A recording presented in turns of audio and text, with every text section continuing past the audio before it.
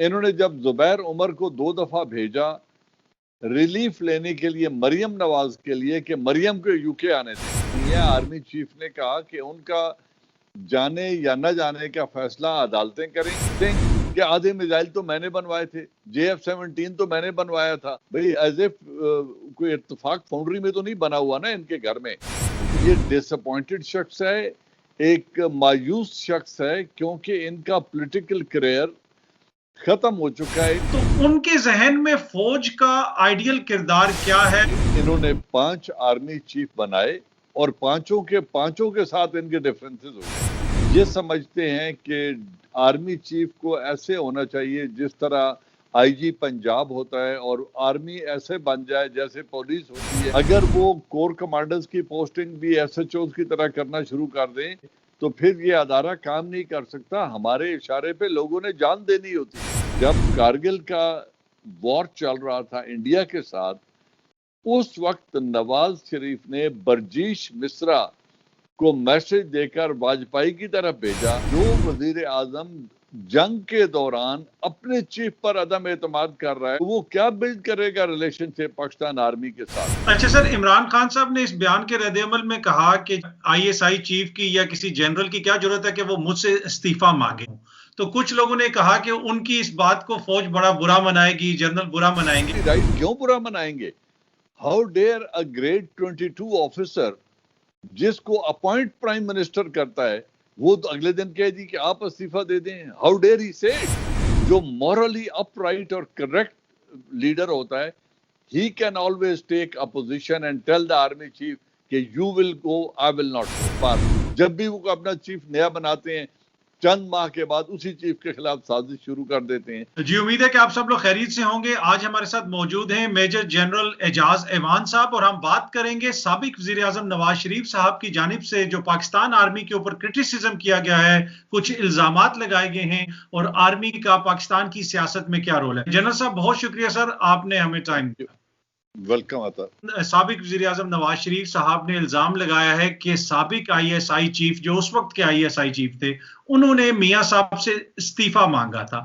ये वो शख्स हैं मियां साहब जो 3 दफा मुल्क के वजीर आजम रहे, एक जिम्मेदार शख्सियत हैं। उनकी जानिब से इस तरह का इल्जाम लगाना यकीनन परेशान कुन है और इदारों के किरदार पे सवालिया निशान भी उठाता है सर। जी थैंक यू वेरी मच। देखिए, कहते हैं ना, लुक हु इज टॉकिंग। आप उस शख्स की क्रेडिबिलिटी देखें जो ये इल्जाम लगा रहा है।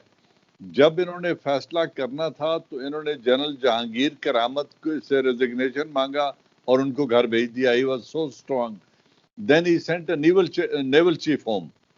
2 नेवल चीफ्स को भेज के अब उन्हें अगर एक लेफ्टिनेंट जनरल ये मैसेज देता है कि जी आप रिजाइन कर दें, और ये उस पर कोई रिएक्शन नहीं देते, कोई उनके खिलाफ तादीबी कार्रवाई नहीं करते, कोई डिसिप्लिनरी एक्शन नहीं लेते, और फिर न सिर्फ ये, उनका टेन्योर पूरा होता है। He was his appointee. Prime minister of Pakistan appoints DG-ISI। तो उनको अपॉइंट भी इन्होंने ही किया, फिर उनको साथ रखा, उसके बाद उनके साथ चलते रहे, और जब वो रिटायर होके जा रहे थे तो उन्हें एक अप्रिसिएशन लेटर दिया for his performance, and he gave him a dinner also. तो अगर इतना उनके साथ डिफरेंसेस थे और जिस शख्स ने इनसे इस्तीफा मांगा था उसको ये उस तरीके से ट्रीट कर रहे हैं, तो हम उस ट्रीटमेंट को हकीकत समझें, या जो आज 4 साल के बाद बयानिया दे रहे हैं उसको हकीकत समझें। He is trying to malign. ये डिसअपॉइंटेड शख्स है, एक मायूस शख्स है, क्योंकि इनका पॉलिटिकल करियर खत्म हो चुका है इस एतबार से कि ये अदालत से सजा याफ्ता हैं, मुल्क से भाग के बाहर गए हैं। और अभी भी जो लेटेस्ट इंसिडेंट हुआ है, इन्होंने जब जुबैर उमर को 2 दफा भेजा रिलीफ लेने के लिए मरियम नवाज के लिए कि मरियम को यूके आने दें, तो जब उन्होंने कहा कि ये हमारे बस की बात नहीं है, आर्मी चीफ ने कहा कि उनका जाने या न जाने का फैसला अदालतें करेंगी, और जो आपके पॉलिटिकल डिफरेंसेस हैं solve them through the parliament और with the political government. Please don't drag us into the politics. तो जब इनके लिए वो दरवाजे बंद हुए तो इमरान खान तो कॉम्प्रोमाइज करना ही नहीं चाहता है। तो जब वो दरवाजे बंद हुए तो फिर ये रेट्रिक वही पुराना लेके आ गया, मुझे क्यों निकाला, और मैं आर्मी ने मुझे हुकूमत नहीं करने दी। तो जी ये बड़ी एक अनफॉर्चुनेट स्टेटमेंट है या रवैया है जिसको वो इख्तियार किए हुए हैं, जी। लेकिन ये एक डिफीटिस्ट और नाउम्मीद मेंटालिटी का रिएक्शन है। I don't find any reality in this. अच्छा सर, आपने खुद भी जिक्र किया, जहांगीर करामत साहब का आपने जिक्र किया, परवेज मुशर्रफ साहब के साथ भी मसाइल रहे, इवन के राहिल शरीफ साहब के जमाने में भी काफी चीजें आती रही, प्रेस में भी सब कुछ आता रहा। ये तो जनरल जहीर भी जो है DGISI जनरल राहिल शरीफ के साथ ही थे और इन्होंने अपॉइंट किया था, उन्होंने नवाज शरीफ साहब ने। बिल्कुल। तो सर, ये हर आर्मी चीफ के साथ इनके मसाइल रहे, सवाए जनरल ज़ियाउद्दीन भट्ट साहब के, जो 15 मिनट आर्मी चीफ रहे इस मुल्क के, और वो तमाम उन्होंने अपनी सर्विस इनके साथ ही गुजारी, 15 मिनट जब तक वो रहे। लेकिन प्रॉब्लम ये है सर कि वो वजीर आजम रहे हैं 3 दफा मुल्क के, तो उनके जहन में फौज का आइडियल किरदार क्या है, या आइडियल फौज क्या है जो फौज से हो नहीं पा रहा, आर्मी डिलीवर नहीं कर पा रही, वो क्या आइडियल चीज है जो मिसिंग है हमारी फौज में? देखिए, बात यह है कि इन्होंने 5 आर्मी चीफ बनाए और पांचों के साथ इनके डिफरेंसेस हो गए, बिकॉज ये एक माइंड सेट के साथ रूल करना चाहते हैं।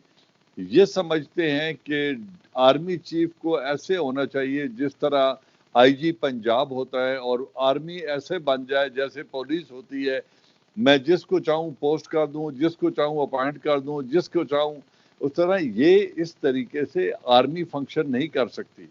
आर्मी की एक ऑटोनोमस पोजीशन है। अगर वो कोर कमांडर्स की पोस्टिंग भी SHOs की तरह करना शुरू कर दें या उनमें पॉलिटिकल इंटरफेरेंस आ जाए, तो फिर ये अदारा काम नहीं कर सकता। हमारे इशारे पे लोगों ने जान देनी होती है, और वो तब होती है जब उनका माइंड एंड इसका कोऑर्डिनेशन होता है, जब स्पिरिट डिकोर जिसको कहते हैं, या अपने लीडरशिप पे ट्रस्ट होता है। तो वो तभी बिल्ड होता है जब अदारे में एक स्टेबिलिटी हो, और उस स्टेबिलिटी को कायम रखने के लिए अदारा अपने अंदर इंटरफेरेंस नहीं करने देता। आर्मी चीफ एक वाहिद अपॉइंटमेंट है जिसको प्राइम मिनिस्टर अपॉइंट करता है, और जुल्फकार अली भुट्टो से अभी तक ले लें, हर एक ने कभी 4 जनरल सुपरसीड किए, कभी 5 सुपरसीड किए, कभी 7 सुपरसीड किए, और अपनी मर्जी का चीफ चुनने की कोशिश करते हैं, और उसी में जाके प्रॉब्लम हो जाता है। तो अगर ये मेरिट को फॉलो करें जिस तरीके का मेरिट आर्मी में है, तो कभी भी प्रॉब्लम नहीं होगा, और फिर अदारे से वो काम लें जिसके लिए अदारा वजूद में आया। मैं पहले भी एक प्रोग्राम में मैंने कहा था कि इन्होंने, जब नवाज शरीफ साहब आए और इन्होंने उस वक्त जनरल अली कुली खान को चीफ इसलिए नहीं बनाया था कि गौहर अयूब साहब उनके ब्रदर इन लॉ हैं, कि गौहर अयूब बहुत मजबूत हो जाएगा, लिहाजा इन्होंने जाके चुना प्रेसिडेंट मुशर्रफ को, कि प्रेसिडेंट मुशर्रफ एक माइग्रेटी फैमिली से है, उसका कोई बड़ा क्लैन नहीं है, बड़ा मजबूत फैमिली बैकग्राउंड का आदमी नहीं है, एक सिविल सर्वेंट का बेटा है और आर्मी में राइज करके आया है, तो चलो लेट्स मेक हिम चीफ इन्होंने उनको बना लिया। और उन्होंने इस हद तक इनके साथ ओबीडियंस से काम किया कि आर्मी को इस्तेमाल किया गया नहरों की सफाई के लिए, हालांकि महकमा नहर उसमें मौजूद है। फिर वापडा की रिकवरीज नहीं हो रही थी और वापडा डूब रहा था, लोग बिजली के बिल नहीं देते थे। इन्होंने फिर प्रेसिडेंट मुशर्रफ को कहा कि अब आर्मी को वापडा की रिकवरीज पे लगा दें। उस वक्त हम सब लोग वापडा की रिकवरी पे चले गए, ट्रेनिंग छोड़ी और रूरल एरियाज में चले गए, और बिजली की चोरी पकड़ने लग गए, और मीटर्स की इंस्पेक्शन करना शुरू की, और बड़े बड़े घरों में रेड करके मीटर के जो कनेक्शन थे, जो कुंडे डले हुए थे, जो मीटर स्लो किए हुए थे, उस प्रोसेस में फौज को डाल दिया। फिर रेलवे डूब रही थी, तो रेलवे को संभालने के लिए आर्मी को टास्क दे दिया। उसके अलावा सेंसस है वो आर्मी से कराते हैं, फ्लड ड्यूटी, चलो डिजास्टर्स में सारी दुनिया में फौज काम करती है, जल्जला आ जाए या फ्लड आ जाए तो उसमें आर्मी काम करके कोई एहसान नहीं करती कौम पे, ये हमारी ड्यूटी है और हम फख्र के साथ करते हैं। लेकिन उन अदारों में भी ड्रैग किया गया, इतनी ओबीडियंस के बावजूद इनके डिफरेंसेस हो गए जनरल परवेज मुशर्रफ के साथ भी। तो that speaks of a mind set कि ये किस तरीके से फौज चाहते हैं, किस तरह की फौज चाहते हैं, और किस तरीके से उसको इस्तेमाल करना चाहते हैं। तो ये जो माइंड सेट है, ये वजह बनता है तनाज़े की। और लास्ट स्टेटमेंट ये नसीम जहरा हैं, आजकल चैनल 24 पे प्रोग्राम करते हैं, बड़ी वेल रेप्यूटेड जर्नलिस्ट हैं, very educated and mature lady. उन्होंने एक किताब लिखी थी फ्रॉम कारगिल टू द कू। उस किताब में उन्होंने जिक्र किया कि जब कारगिल का वॉर चल रहा था इंडिया के साथ, उस वक्त नवाज शरीफ ने बर्जीश मिश्रा को मैसेज देकर वाजपेयी की तरफ भेजा, अभी हालत जंग में है दोनों फौजें, और उनको कह रहे हैं कि मैं मुशर्रफ और इनके साथ के जो 3 जनरल हैं इनके खिलाफ कानूनी कार्रवाई करूंगा, इन्होंने ये जंग क्यों की है और मुझे इन्फॉर्म नहीं किया, और I will put them behind the bars. तो जो वजीर आजम जंग के दौरान अपने चीफ पर अदम एतमाद कर रहा है और अपने उन आर्मी कमांडर्स पर अदम एतमाद कर रहा है जो हालत जंग में है, तो वो क्या बिल्ड करेगा रिलेशनशिप पाकिस्तान आर्मी के साथ। हालांकि ओजड़ी कैंप में इनको ब्रीफिंग दी गई थी और सरताज अजीज साहब आज भी जिंदा हैं, वो उस ब्रीफिंग में खुद मौजूद बैठे थे। तो उनको बताया गया था कि ये प्लान है and this is how we want to improve our defensive posture. तो ये आर्मीज लाइन ऑफ कंट्रोल के साथ करती रहती हैं। इंडिया ने भी किया, इंडिया ने हमें स्टैब किया और आकर 1984 में सियाचिन को ऑक्यूपाई कर लिया। अगर हमने उसके काउंटर करने के लिए कारगिल ऑक्यूपाई कर लिया तो इनको चाहिए था कि आर्मी को सपोर्ट करते, क्योंकि इनकी इजाजत से हुआ था। लेकिन जब इन पर बिल क्लिंटन का दबाव आया तो इन्होंने कहा नहीं, मुझे तो मेरी आर्मी ने धोखा दे दिया। तो ये उस तरह का माइंड सेट लेके हुकूमत करते हैं, इसलिए इनके डिफरेंसेस फौज के साथ हो जाते हैं। जरदारी के तो कोई डिफरेंसेस नहीं हुए, इमरान खान के तो कोई डिफरेंसेस नहीं हुए, इन्हीं के क्यों बार बार डिफरेंसेस होते हैं।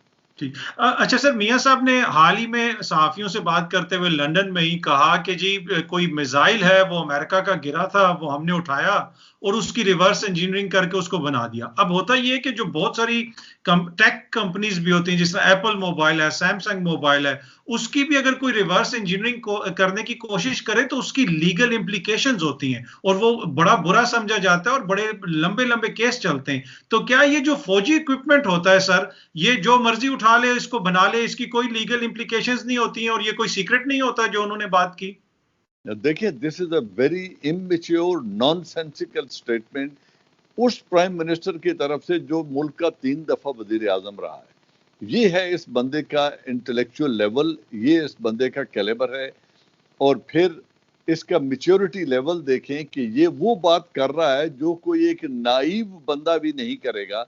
पहली बात है, जो क्रूज मिसाइल लॉन्च किया गया था अफगानिस्तान के लिए, अगर वो सैकड़ों माइल्स की फ्लाइट करके आके पहाड़ी में आके लगता है और हमारे मुल्क में गिर जाता है, उसके अंदर रिवर्स इंजीनियरिंग के लिए क्या रह जाता है?